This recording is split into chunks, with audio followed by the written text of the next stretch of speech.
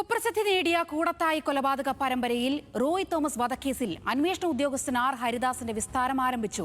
മാറാട് പ്രത്യേക കോടതിയിൽ വിസ്താരം നടക്കുന്നതിനിടെ ദേഹാസ്വാസ്ഥ്യം അനുഭവപ്പെട്ട ആർ ഹരിദാസിനെ ആശുപത്രിയിൽ പ്രവേശിപ്പിച്ചു. അന്നമ്മ തോമസ് വധക്കേസിൽ നാളെ കുറ്റപത്രം വായിച്ചു കേൾപ്പിക്കും. സിലി വധക്കേസിൽ ജോളി നൽകിയ വിടുതൽ ഹർജിയിൽ നാളെ കോടതി വിധി പറയും.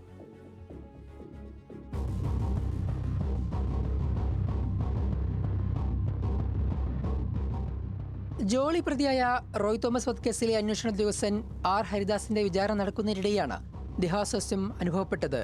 ഹരിദാസിനെ വിസ്തരിക്കുന്നതിനിടയിലായിരുന്നു ദേഹാസ്വാസ്ഥ്യം. ഇദ്ദേഹത്തെ ആശുപത്രിയിൽ പ്രവേശിപ്പിച്ചു. റോയ് തോമസ് വധക്കേസിലെ അവസാന വിചാരണയാണ് ഇപ്പോൾ നടക്കുന്നത്. കേസിലെ 130-ലേറെ സാക്ഷികളെയാണ് ഇതിനോടകം വിസ്തരിച്ചു കഴിഞ്ഞത്. ജോളി പ്രതിയായ കേസുകളിൽ ആദ്യം വിധി പറയുക റോയ് തോമസ് വധക്കേസിലായിരിക്കും.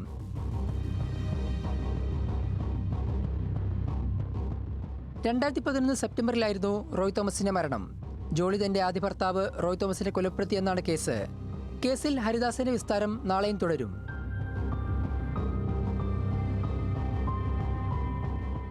അന്നമ്മ തോമസ് വധക്കേസിൽ നാളെ കുറ്റപത്രം വായിച്ചു കേൾപ്പിക്കും. റിട്ടയർഡ് അധ്യാപികയായ അന്നമ്മ തോമസിന്റേതായിരുന്നു ആദ്യ കൊലപാതകം. ആട്ടിൻ സൂപ്പ് കഴിച്ചതിന് പിന്നാലെ അന്നമ്മ കുഴിഞ്ഞു വീണ് മരിക്കുകയായിരുന്നു.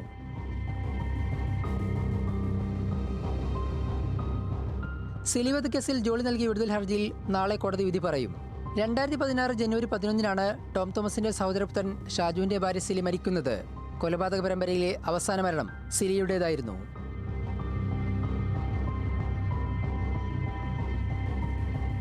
2019-ലാണ് കേരളത്തെ നടക്കിയ കൊലപാതകങ്ങളുടെ വിവരം പുറത്തുവരുന്നത്.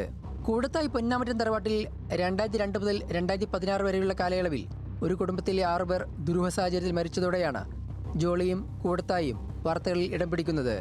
ന്യൂസ് മലയാളം, കോഴിക്കോട്.